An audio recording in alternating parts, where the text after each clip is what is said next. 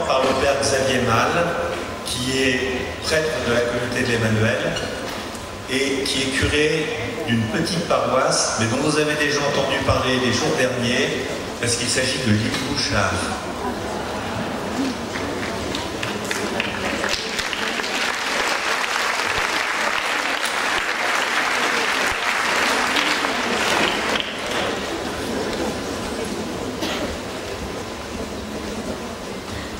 Alors, on va le confier à Marie pour son enseignement. Je vous salue, Marie.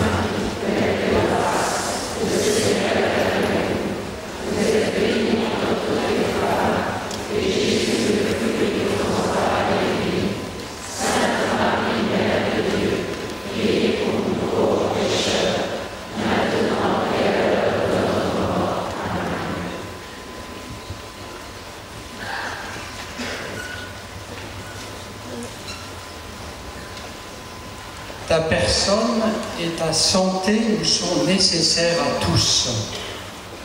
Ta personne et ta santé nous sont nécessaires à tous. C'est le père Karol Wojtyła qui écrivait cela à une amie, Wanda Poltawska. Leur amitié spirituelle, maintenant plus connue, elle a été publiée, leur correspondance a été publiée en 2011. C'est un livre assez difficile, mais il y a dedans des choses de grande valeur. Un jour, Wanda dut partir aux États-Unis pour subir une grave opération à la colonne vertébrale. Elle risquait d'y laisser la vie ou d'en sortir handicapée. Et le père Karol Wojtyła lui écrit une magnifique lettre juste avant son départ. « J'ai confiance en Dieu, à qui je recommande ta personne et ton épreuve, avec une humble supplication. On a tant besoin de toi. André, son époux, tes filles, l'Église, les prêtres, les couples. Elle était médecin, était responsable de la pastorale familiale dans le diocèse. Et moi. Ta personne et ta santé nous sont nécessaires à tous. » Fin de citation. Nous est bon de réentendre cela, ce début de journée de prière pour les malades. Et si vous êtes ici, c'est que vous désirez la guérison. Et c'est juste, non seulement pour vous, mais pour tous ceux qui vous aiment et qui souffrent avec vous. Mais nous avons confiance en Dieu et nous voulons vous recommander à lui avec une humble supplication. Frères et sœurs, on a tous, chacun, besoin de vous. Je vous propose de réfléchir ce matin en 3 étapes. D'abord sur le titre de Christ médecin. Ensuite sur le fait qu'aujourd'hui encore Jésus guérit. Et enfin, réfléchir un peu sur qu'est-ce que nous devons faire, quelle est notre part. C'est la foi. Nous conclurons bien sûr avec Marie. Le Christ médecin. Jean-Paul II, au début de son pontificat, rappelez-vous, nous disait « N'ayez pas peur d'accueillir le Christ et d'accepter son pouvoir. N'ayez pas peur. Ouvrez toutes grandes les portes au Christ. N'ayez pas peur. Le Christ sait ce qu'il y a dans l'homme, et lui seul le sait. » Certes, il le disait sans doute en pensant à ses compatriotes et à d'autres encore sous le joug de la dictature communiste. Mais son courage dans la maladie, à la fin de sa vie, nous autorise à le lui faire adresser aux malades, ses frères. N'ayez pas peur. Le Christ sait ce que vous vivez et ressentez. Il est votre médecin. Ce titre de Christ médecin est courant chez les premiers chrétiens. Saint Augustin écrit dans ses Confessions « Tu es médecin, je suis malade. Tu es miséricorde, je suis misère. » Alors voyons pourquoi ce titre est décerné au Christ et puis comment les apôtres ont suivi son exemple. Je vois au moins 3 explications à ce titre. La première nous a été donnée par saint Augustin. Il est miséricorde. C'est un mot qui finalement est assez compliqué. On l'emploie souvent, mais on ne se rend pas bien compte de son contenu.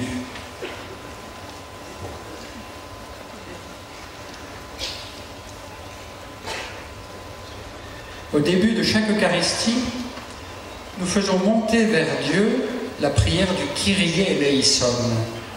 Eleos, en grec, nous le traduisons par pitié. Ça peut aussi être traduit par miséricorde. Seigneur, fais-nous miséricorde. Quand on remonte au terme hébreu, alors je ne suis pas du tout bibliste, vous savez, moins on a de confiture, plus on l'étale. Quand on remonte au terme hébreu, c'est le terme Ezed, on peut le traduire aussi par les entrailles, le sein maternel.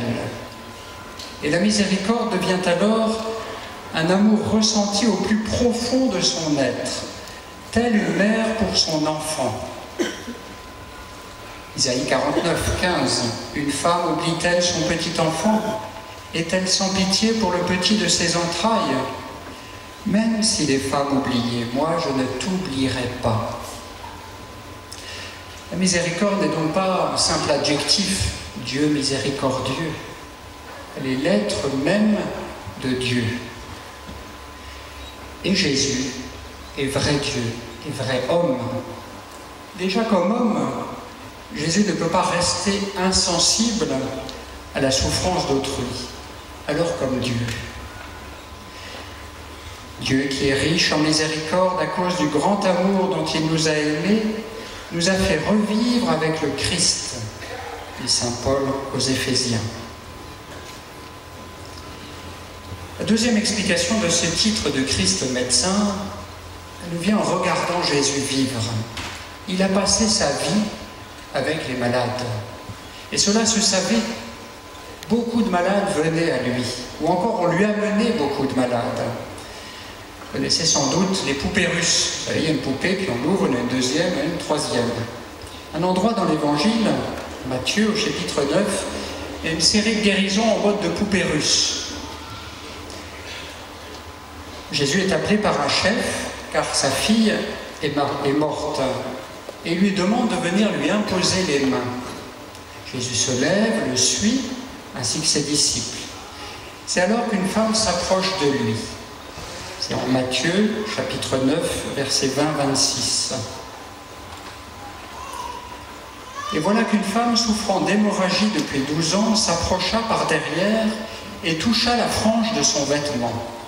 Car elle se disait en elle-même, « Si je parviens seulement à toucher son vêtement, je serai sauvée. » Jésus se retourna, la vit et lui dit, « Confiance, ma fille, ta foi t'a sauvée. » Et la femme fut sauvée à l'heure même. Puis, il va ressusciter la fille du chef. Puis, je pourrais continuer à lire, la série continue, comme Jésus s'en allait de là, 2 aveugles le suivaient, etc. Jésus a passé sa vie publique à rencontrer des malades. Eh bien, je crois qu'il passe sa vie glorieuse à rencontrer les malades. Et on comprend pourquoi Pierre Boursard, le fondateur de la communauté de l'Emmanuel, a dit un jour, « Si on veut rencontrer Jésus, allons rencontrer les malades. » Reprenons ce récit de la femme hémorroïs. Petite parenthèse, si j'avais choisi la version de Marc que j'aurais lue aussi, elle avait beaucoup souffert du traitement de nombreux médecins. Je n'insiste pas, mais avec tout le respect que je porte aux médecins, il me semble que parfois on est un peu des cobayes. Je ferme la parenthèse. J'ai privilégié l'évangile de Matthieu car il met en relief l'importance de s'approcher de Jésus. La femme s'approcha par derrière, comme le chef pour le premier miracle, s'approche de Jésus. Il y a un contact physique demandé par le chef. Vient lui imposer les mains et réalisé par la femme, toucher la frange de son manteau. On peut dire que par sa foi, la femme s'approche vraiment de Jésus, encore plus que physiquement. Donc contemporains seraient facilement tentés de taxer cette femme de superstition, toucher la frange d'un manteau. Frères et sœurs, n'ayons pas peur d'être ridicules en posant des gestes de foi. L'Église y attache une grande importance en demandant un miracle pour une béatification ou une canonisation. Elle loue la foi du malade guéri et du saint intercesseur. C'est la même foi qui s'exerce à Lourdes, vous savez, quand on fait le tour de la grotte à l'intérieur, qui s'exerce ici à la chapelle de la Visitation ou à la Colombière, quand nous allons vénérer les reliques de Sainte Marguerite Marie ou de Saint Claude. Quand cet après-midi nous nous laisserons regarder, toucher du regard par Jésus dans son Saint-Sacrement. À l'île Bouchard, Marie a embrassé la main des 4 petites filles et s'est laissée embrasser sa main. Notre Dieu pur esprit s'est incarné, il a pris un corps. Nous aussi, nous allons nous approcher de lui. Le cœur des paroles de Jésus, dans ce passage de la femme malade, c'est qu'il loue sa foi. « Aie confiance, ma fille, ta foi t'a sauvée. » Notre traduction dit « Aie courage, ta foi t'a guéri. » Confiance, courage, sauvé, guéri. Je crois qu'il faut tout garder. Sa guérison est signe d'un miracle encore plus grand, son salut éternel. J'en arrive à la 3e raison de ce titre du Christ médecin. Ces guérisons nous disent la mission de Jésus. Jean chapitre 3, versets 16-17. Dieu a tant aimé le monde qu'il a donné son Fils unique. Dieu a envoyé son Fils dans le monde pour que le monde soit sauvé. Souvent, chez les Juifs, la mission est indiquée par le nom. Vous savez que Jésus veut dire « Dieu sauve ». Les guérisons qu'il accomplit sont le signe, la marque qu'il réalise sa mission, le salut des hommes. Ils sont comme la partie visible de l'iceberg. Par les guérisons qu'il opère, sa mission même, le Sauveur, est proclamée, le salut est apporté. Et ces guérisons sont dans nos propres vies le signe de sa résurrection, que ce soit des guérisons physiques ou psychologiques. Et s'il le permet aujourd'hui, c'est que le monde en a besoin. Le monde a besoin d'une nouvelle évangélisation qui, comme la première évangélisation, s'accompagne de ces guérisons, de ces miracles, qui sont les signes de la victoire du Christ Jésus sur le péché, sur la maladie, sur la mort, qui sont le signe de sa proximité. Sa proximité, ça c'est un point vraiment très important. Le Christ ne se contente pas de prescrire un remède. Il est lui-même le remède et la santé. Ici, la guérison ne consiste pas à prendre le médicament prescrit, mais à le recevoir lui-même. À celui qui le reçoit, il donne de participer à sa propre nature divine, incorruptible, victorieuse du mal suprême, la mort. Jésus guérit par mode de transfusion. Jésus guérit par mode de transfusion. Alors je vais faire ici une parenthèse très importante, écoutez bien. Parce que frères et sœurs, si aujourd'hui vous êtes guéris par le Christ médecin, attention à ne pas prendre au pied de la lettre ce titre. Je me méfie des réactions rapides de certains. Il n'y a pas bien longtemps, nous avions à l'île Bouchard un pèlerinage des gens du voyage. Dans les annonces à la fin de la messe, je disais que nos frères du voyage allaient devoir partir rapidement pour aller voter dans leur commune de rattachement. C'était un jour d'élection. Et bien, illico presto, ils se sont levés et puis ils sont partis. Je n'ai pas eu le temps de les bénir. Alors quand je dis que le Christ ne donne pas de médicaments, mais donne sa vie, sa présence, je vous dis à vous de continuer à prendre vos médicaments, de ne pas les arrêter. On n'arrête pas ces médicaments sans avis de ces médecins traitants. Cette parenthèse était très importante. Les apôtres, qu'est-ce qu'ils ont fait après Jésus? eh bien, ils ont fait comme lui. De nombreuses guérisons. Et vous connaissez cette guérison magnifique effectuée par Pierre à la Belle Porte, dans les Actes des Apôtres au chapitre 3, versets 1 à 8. Ça va? Vous suivez? J'y vais. C'est le chapitre 3. À l'heure de la prière de l'après-midi, Pierre et Jean montaient au temple. On y amenait justement un homme qui était infirme depuis sa naissance. On l'installait chaque jour au temple à la Belle Porte pour demander l'aumône à ceux qui entraient. Voyant Pierre et Paul qui allaient pénétrer dans le temple, il leur demanda l'aumône. Alors Pierre fixa les yeux sur lui, ainsi que Jean, et lui dit « Regarde-nous bien ». L'homme les observait, s'attendant à recevoir quelque chose. Pierre lui dit « Je n'ai pas d'or ni d'argent, mais ce que j'ai, je te le donne. Au nom de Jésus-Christ de Nazaréen, lève-toi et marche. » Frères et sœurs, nous sommes, nous, peut-être paralysés de naissance ou par la maladie ou par la peur de l'avenir à cause de notre maladie. Mais si nous sommes ici, c'est que pourtant quelqu'un nous a portés ici, a fait cet acte de charité de nous porter jusqu'ici. L'infirme de la Belle Porte, c'est peut-être chacun de nous. Allons-nous avoir assez de foi pour dire, comme Saint Pierre, lève-toi et marche, pour demander ensemble votre guérison? Parce que c'est notre foi à tous, malades et bien portants, qu'il nous faut réveiller ce matin. Chez ma grand-mère, en vacances, l'été, nous disions tous les soirs, à genoux devant une statue de la Sainte Vierge, une prière, tous les cousins ensemble. Mon Dieu, nous croyons en vous, mais augmentez notre foi. Mon Dieu, nous espérons en vous, mais augmentez notre espérance. Mon Dieu, nous vous aimons, mais faites que nous vous aimions davantage. Augmentez notre foi. Rappelez-vous le même Saint Pierre qui a dit cette parole à l'infirme de la Belle Porte, c'est le même qui avait renié, qui avait eu peur auparavant. Demandons à Saint Pierre cette augmentation de foi. Ce que j'ai, ma foi en Jésus ressuscité, en Jésus vivant, je te le donne. Au nom de Jésus, lève-toi et marche. À la suite de l'Évangile, les chefs des Juifs firent arrêter et leur demandent « Par quel pouvoir ou quel nom avez-vous fait cela ?»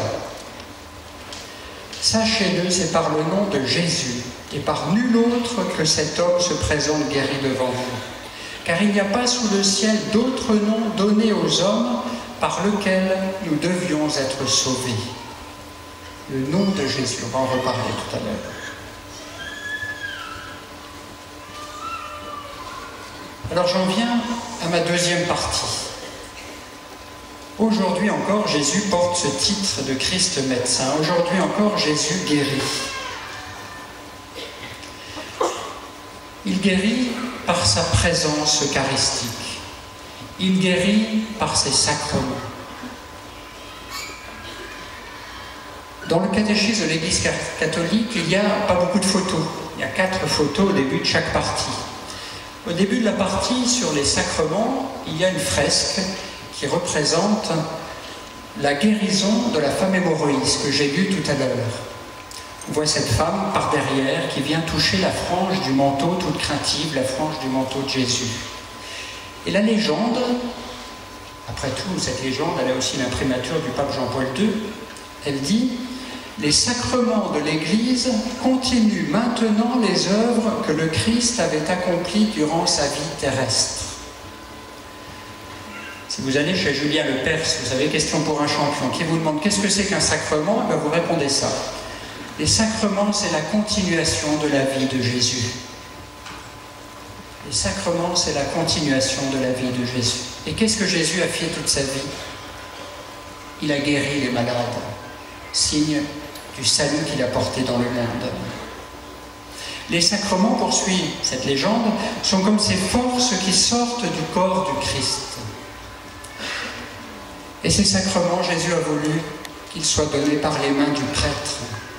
Dans une de ses dernières rencontres avec le clergé de Rome, Le pape Benoît XVI, l'évêque de Rome, disait « J'ai toujours pensé que le premier service du prêtre est de servir les malades, ceux qui souffrent, parce que le Seigneur est venu surtout pour être avec les malades. Il est venu partager nos souffrances et pour nous guérir. Le service fondamental, essentiel de l'Église est donc celui de guérir. » Fin de citation. Comme Jésus l'a fait, comme il a demandé à ses apôtres dans le sacrement de l'onction des malades, il y a bien un contact physique. Le prêtre impose les mains sur le malade. D'autres sacrements aussi, l'Eucharistie, le prêtre impose les mains sur le pain et le vin. À travers ce geste, Dieu vous dit « Tu m'appartiens ». Et aussi, tu es sous la protection de mes mains. Tu es préservé dans le creux de mes mains. Et précisément ainsi, tu te trouves dans toute l'étendue de mon amour. Reste dans mes mains. Donne-moi les tiennes. Et c'est bien ce que vous ferez, ceux qui recevront l'onction des malades, tendant vos mains pour recevoir cette onction. Dans les mains, le signe de la force, de l'action. Sur le front, le signe de la pensée et du moral. Comme tous les prêtres, j'ai été témoin de guérison suite à l'onction des malades. Mais il n'y a rien d'automatique, comme si on mettait une pièce dans un jukebox pour obtenir de la musique. Dieu fait librement miséricorde. Des personnes à qui j'ai donné ce sacrement sont parties vers le Père trop tôt, comme ma maman. Et dans quelques cas, Dieu a opéré une guérison. Ainsi, un jeune servant d'hôtel avait une tumeur. Il reçoit l'onction des malades. Et sa maman lui dit qu'à l'examen suivant, la tumeur a disparu. Franck, adulte, suite à une grave méningite, est dans le coma. Pendant le sacrement, un vent frais vient balayer sa chambre close. Et il se réveille juste après mon départ, sans aucune séquelle. Christian reçoit l'onction des malades le vendredi avant les rameaux à la messe paroissiale. Devant être opéré d'un problème électrique au cœur, le mardi saint.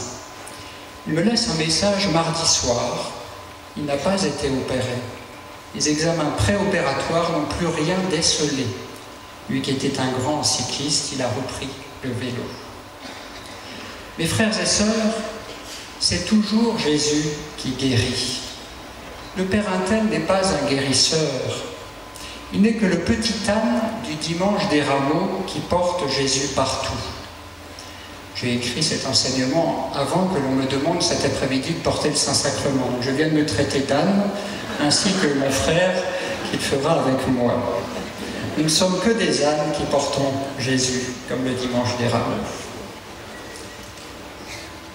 C'est la même chose aussi pour les frères et sœurs. Cet après-midi auront une parole de science annonçant l'œuvre de Dieu. Et par contre, Jésus a choisi d'avoir besoin de leur foi, d'avoir besoin de votre foi, d'avoir besoin de notre foi à tous. Je ne sais pas si vous connaissez une nouvelle revue qui s'appelle L'Invisible. Je vous la recommande. Dans le numéro de mai dernier, il y avait le témoignage du père Benjamin Boisson, tiré de son livre « La vie à 100%, sans S-A-N-G ». 100% de la leucémie au sacerdoce. À 12 ans, les médecins lui annoncent une leucémie foudroyante. Il se bat courageusement. 4 ans après, il participe avec sa maman à un week-end spirituel, et je le cite. Elle me demande si je veux bien que l'on prie pour moi. J'accepte. J'entre dans une petite pièce où un petit groupe de personnes est rassemblé et prie pour moi. Un prêtre anime la prière et dit avec autorité « Viens, Seigneur, sur la maladie de Benjamin. Viens dans sa moelle malade. » Et il me donne le sacrement des malades, huile sur le front et dans les mains, tout cela dans une grande ferveur. Je suis très ému, je sors dehors Et c'est lorsque je m'arrête au centre de la cour qu'il se passe quelque chose d'incroyable. Je sens à l'intérieur de mon cœur que la maladie s'en va. La médecine me déclarera guéri. Alors remarquons la foi de sa maman, restée vive malgré la souffrance de son enfant malade. Remarquons l'acceptation de ce malade, de recevoir la prière des frères, recevoir l'onction des malades, ce qui montre sa foi. Remarquons enfin la foi du prêtre et la grâce sacramentelle. Et ceci nous introduit à la troisième partie. Notre part à nous, c'est d'avoir foi. Nous disions que le Christ guérit par transfusion. Donc si on veut bénéficier de sa thérapeutique, sa thérapie, il faut professer notre foi en lui, en Jésus, vrai Dieu et vrai homme, ces deux natures. Saint Augustin l'exprime ainsi.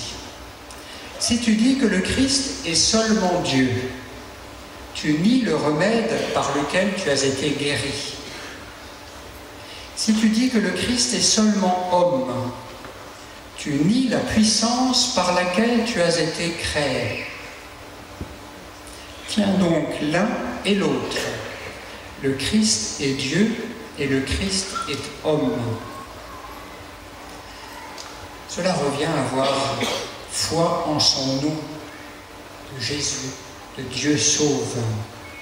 Croire que son nom est vrai, qu'il nous sauve par sa double nature.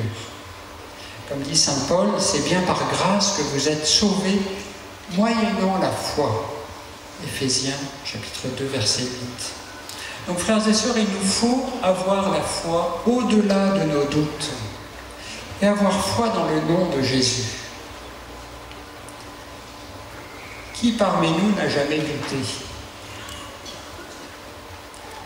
Je ne prends pas beaucoup de risques en posant la question. Vous savez que même des jeunes enfants peuvent avoir des grands doutes. Ça montre l'intensité de leur vie spirituelle. Alors précisons tout de suite que nos doutes ne sont pas un bien, contrairement à quelques livres qui ont été écrits là-dessus. Que nos doutes ne sont pas un péché, que vous n'avez pas à confesser vos doutes. Que nos doutes sont une croix à porter. On préférerait avoir la foi d'un enfant de 6 ans. Vous n'êtes pas d'accord avec moi? Je me rappelle, au cours de mon séminaire, j'ai eu des doutes sur la présence réelle. Ça a été difficile parce que c'est quand même le cœur de la vie sacerdotale. Alors j'ai crié vers Dieu. Il m'a exaucé. Au cours de petites vacances, après des examens en février, je suis allé visiter une ville italienne. Et un soir, j'arrive dans une église, le sacristain était en train de fermer. Je lui ai dit que j'étais séminariste, alors qu'on sait ça, il y a toujours des passe-droits, surtout en Italie. Et alors il me fait visiter son église, il me conduit dans une petite chapelle et il m'explique qu'il y avait eu là un miracle eucharistique. Un ciboire avait été volé, l'évêque avait fait une procession en réparation, le ciboire avait été apporté. Ça remonte, j'ai plus le détail, ça remonte à plusieurs siècles.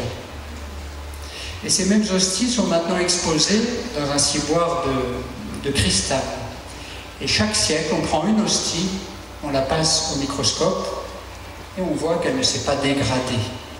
Je suis curé de 33 petits villages, je peux vous dire qu'il faut un peu moins d'un mois pour dégrader une hostie dans une petite église humide.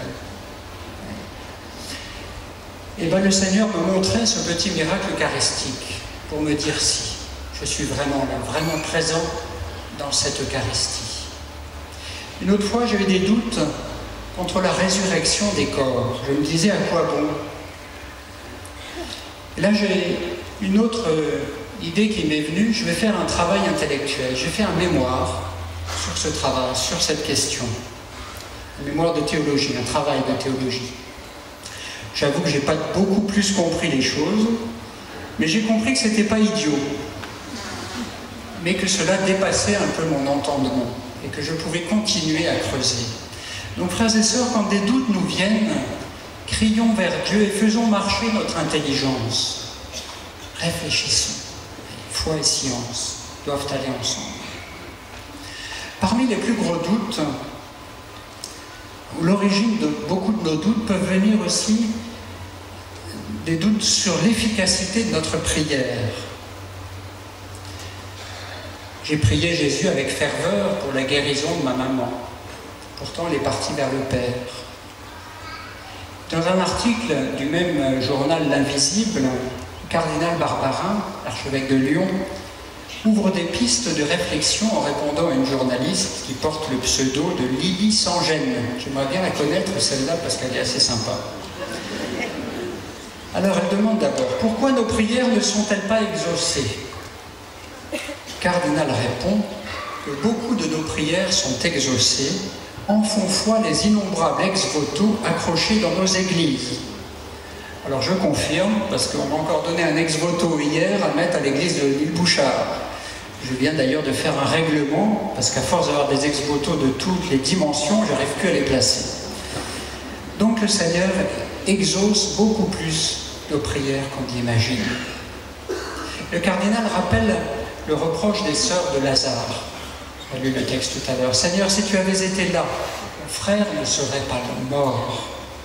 Elles ont l'impression d'avoir été trahies dans leur amitié. Elles n'ont aucune idée encore du signe prophétique que Jésus va accomplir quand il leur dit « Je vais aller le réveiller ». Saint Augustin nous donne un indice. Ce que tu désires, tu le sais bien. Mais ce qui t'est profitable, Dieu seul le sait. Nous sommes, frères et sœurs, des êtres finis, limités. Le plan de Dieu ne nous sera connu totalement qu'au ciel. Lily sans gêne pose une autre question au cardinal. Si notre Père sait ce qu'il nous faut, pourquoi lui demander? Réponse du cardinal, dans la vie des chrétiens, on constate que ceux qui manquent d'audace dans la demande sont les mêmes qui n'ont pas grande confiance dans la providence. Foi, confiance, c'est la même racine. Alors frères et sœurs, ayons de l'audace aujourd'hui pour demander, parce que nous avons foi en Jésus, notre Sauveur. Autre question qui nous habite, je dirais même tentation. Est-ce la volonté de Dieu, cette maladie? Le cardinal mentionne le film Monsieur Vincent. Les plus anciens l'ont vu et les plus jeunes le regarderaient avec profit. Saint Vincent de Paul a une répartie impressionnante.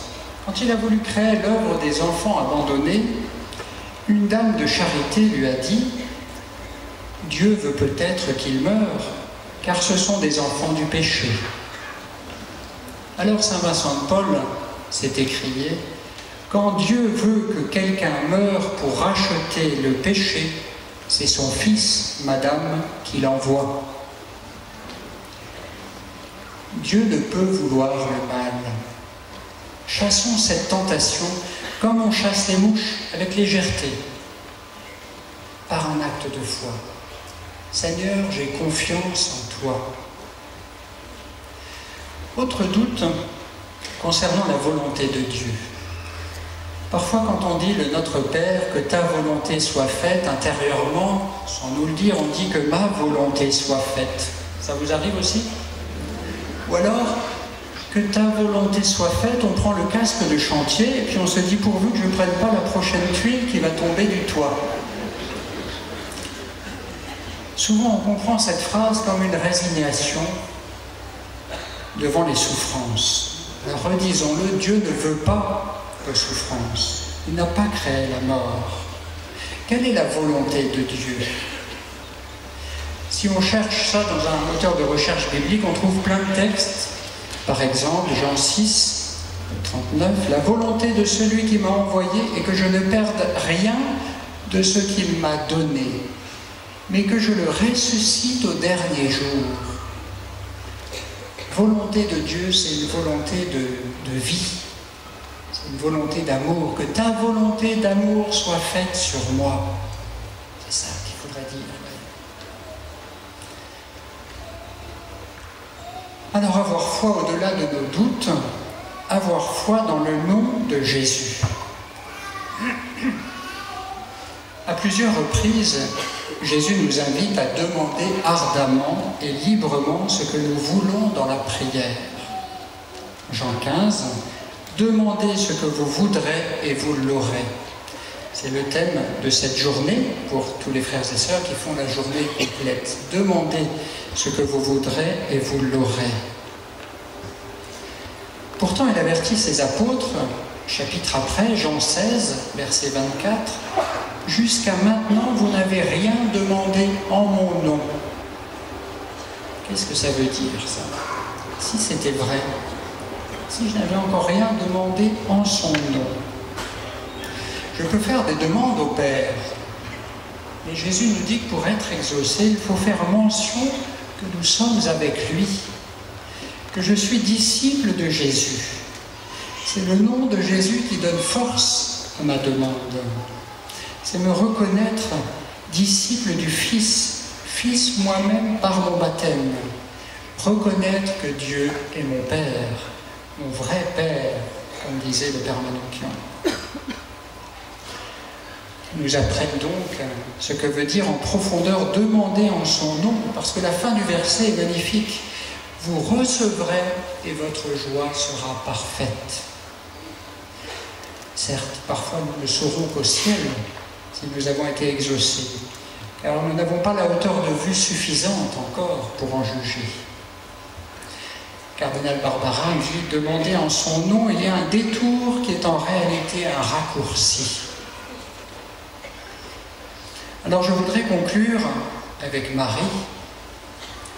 La petite Thérèse dit à un endroit « Je fais les demandes les plus folles au mon Dieu, mais je les fais passer par les mains de Marie. Elle fait le tri. Elle passe au bon Dieu celles qui valent la peine. » C'est en gros ses paroles. Alors reprenons la fameuse lettre de Karol Wojtyla à Wanda Poltawska.